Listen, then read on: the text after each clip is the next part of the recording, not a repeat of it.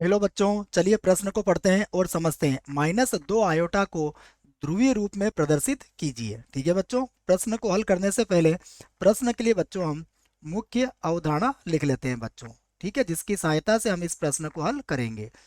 तो अवधारणा मुख्य अवधारणा में बच्चों हम सम्मिश्र संख्या के दो रूपों को लिखेंगे, जिसमें हमारा पहला रूप है इसका व्यापक रूप। तो देखो, सम्मिश्र संख्या का व्यापक रूप, इसका जो व्यापक रूप होता है बच्चों वह होता है z बराबर a प्लस आयोटा बी। ये इसका व्यापक रूप होता है बच्चों। यहाँ पर a और b बिलोंग्स टू r होता है, अर्थात ये सदैव वास्तविक होते हैं बच्चों। ठीक है। दूसरा देखिए, अब हम लिखेंगे इसका ध्रुवीय रूप, जो हमें ज्ञात भी करना है। तो ध्रुवीय रूप, इसका जो ध्रुवीय रूप होता है वह होता है z बराबर, इसे हम लिखेंगे z बराबर, ये हो जाएगा बच्चों r, और फिर कोष्टक में हम लिखेंगे कॉस थीटा और प्लस आयोटा साइन थीटा। ठीक है बच्चों, यह इसका ध्रुवीय रूप होता है। यहां पर देखिए, हम आर और थीटा को भी परिभाषित कर सकते हैं बच्चों। ठीक है, देखो आर क्या होता है और थीटा क्या होता है, यह भी हम यहाँ पर लिख लेते हैं। तो देखो, जहां जहां बच्चों ये जो आर होता है इसे कहते हैं मापांक, अर्थात ये मॉड जेड के बराबर होता है। और इससे हम ज्ञात करते हैं वर्गमूल ए की घात 2 प्लस बी की घात 2 के सूत्र से। उसके बाद जो थीटा होता है, थीटा को कहते हैं बच्चों जेड का कोणांक, यह जेड का कोणांक कहलाता है। और इसे ज्ञात करने के लिए बच्चों हमें देखना पड़ेगा कि हमारी सम्मिश्र संख्या कौन से चतुर्थांश में है। तो चतुर्थांश में देखने के बाद फिर हम पर्याप्त सूत्र यहाँ पर लगाते हैं बच्चों। ठीक है, तो मैं सभी चतुर्थांशों के लिए इसका सूत्र लिख देता हूँ। तो देखिए, सबसे पहले यदि प्रथम चतुर्थांश में है तो थीटा बराबर होता है टेन इनवर्स बी बटा ए। ठीक है बच्चों, यदि दूसरे चतुर्थांश में है तो थीटा बराबर होगा पाई माइनस टेन इनवर्स, और मापांक में लिख देना बच्चों बी बटा ए। ठीक है। और यदि तीसरे चतुर्थांश में है तो थीटा बराबर होगा माइनस का पाई और प्लस का लिख देना टेन इनवर्स बी बटा ए। ठीक है बच्चों। और यदि चौथे चतुर्थांश में है तो थीटा बराबर होगा माइनस का टेन इनवर्स, और मापांक में लिख देना बच्चों बी बटा ए। ठीक है, यहाँ पर क्या लिख देंगे हम, बी बटा ए, मापांक में लिखना पड़ेगा हमें, तो हम इसको यहाँ मापांक लगा देते हैं और ये बन जाएगा बी बटा ए। ठीक है बच्चों, तो हम या इस सूत्रों की सहायता से कोणांक भी ज्ञात कर सकते हैं। चलिए बच्चों, जो संख्या में दी गई है उसे हम z के बराबर मान लेते हैं। ठीक है, तो हम लिखते हैं माना हमारी जो संख्या है वह है z बराबर -2 आयोटा। ठीक है, तो देखो हम इसे क्या लिख सकते हैं, इसे हम लिख सकते हैं 0 -2 आयोटा।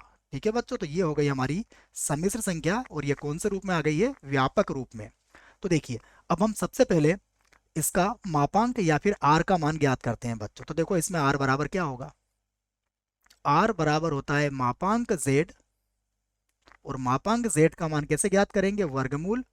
देखो, ये हो जाएगा 0 का वर्ग, और फिर हो जाएगा आयोटा का गुणांक कितना है, -2, तो ये हो जाएगा -2 का वर्ग। तो इसको हल करने पर कितना आएगा, देखो ये होगा आर बराबर, ये होगा वर्गमूल 4। कितना होगा बच्चों, ये वर्गमूल 4 हो जाएगा, अर्थात इसका वर्गमूल कितना हो जाएगा, 2। तो आर का मान तो हमने ज्ञात कर लिया। देखिए, अब आर का मान ज्ञात करने के बाद हमें क्या निकालना पड़ेगा, इसका कोणांक। तो कोणांक निकालते वक्त हमें देखना पड़ेगा कि सम्मिश्र संख्या हमारी कहाँ है। तो हम कहेंगे यहाँ, देखो बच्चों z कहाँ है, z बराबर माइनस का 3 आयोटा है, 2 आयोटा है बच्चों। ठीक है, देखो माइनस का 2 आयोटा हमें कहाँ मिलेगा, ये बच्चों यहाँ पर कहीं पर मिलेगा, 0, -2। ठीक है बच्चों, तो ये कहाँ पर है, देखो हमारा ये काल्पनिक अक्ष पर है, तो यहाँ z कहाँ मिलेगा आपको, काल्पनिक अक्ष पर या फिर y अक्ष पर। तो z कहाँ है, काल्पनिक अक्ष पर है। हम लिख सकते हैं कि यहाँ z कहाँ है, काल्पनिक अक्ष पर है बच्चों। ठीक है, देखो काल्पनिक अक्ष पर है, और ये यहाँ पर नजर आ रही है, मतलब बच्चों ये पहले चतुर्थांश और दूसरे चतुर्थांश के बीच में है। हम ये कह सकते हैं कि यहाँ पर हम जो सूत्र लगाएंगे बच्चों, देखो सूत्र के लिए हम यहाँ पर पहले चतुर्थांश के सूत्र का भी प्रयोग कर सकते हैं और दूसरे चतुर्थांश के सूत्र का भी प्रयोग कर सकते हैं, ठीक है, वो आपकी सुविधा के हिसाब से आप देख सकते हो। तो मैं यहाँ पर थीटा का मान ज्ञात करने के लिए सामान्य सूत्र लगा देता हूँ बच्चों। क्या होता है, टेन इनवर्स, और ये बन जाएगा बी बटा ए, ठीक है बच्चों। देखो यहाँ पर मान निकाल लेते हैं हम। तो थीटा बराबर ये होगा टेन इनवर्स, और बताइए बी का मान कितना है हमारे पास, बी का मान है हमारे पास बच्चों -2, और ए का मान कितना है, ए का मान है हमारे पास 0। तो थीटा बराबर ये हो जाएगा टेन इनवर्स, और देखो जब -2 को 0 से भाग लगाओगे तो ये कितना हो जाएगा, ये हो जाएगा बच्चों अनंत। और हमें पता है कि 10 पाई बटा 2 का मान कितना होता है, अनंत होता है बच्चों। तो यहाँ से थीटा का मान हमारा कितना हो जाएगा, पाई बटा 2, ठीक है। तो ये थीटा का मान भी बच्चों हमने यहाँ ज्ञात कर लिया है, और थीटा और आर के मान यदि हमने ज्ञात कर लिए हैं तो अब हम ध्रुवीय रूप में सम्मिश्र संख्या को लिख सकते हैं। तो यहाँ से हम लिख देते हैं, अतः z का ध्रुवीय रूप, ध्रुवीय रूप क्या हो जाएगा, देखो इसका जो ध्रुवीय रूप होगा वो होगा z बराबर, आर का मान कितना आया हमारे पास, देखो बच्चों आर का मान हमारे पास कितना था, 2 था। उसके बाद कोष्टक, फिर हो जाएगा कॉस, थीटा का मान कितना है, ये है पाई बटा 2। उसके बाद प्लस आयोटा, यहाँ पर हो जाएगा साइन, और ये बन जाएगा पाई बटा 2, ठीक है बच्चों। और यही हमारा उत्तर होगा। आशा करता हूँ आपको इस प्रश्न का उत्तर समझ में आया होगा। धन्यवाद।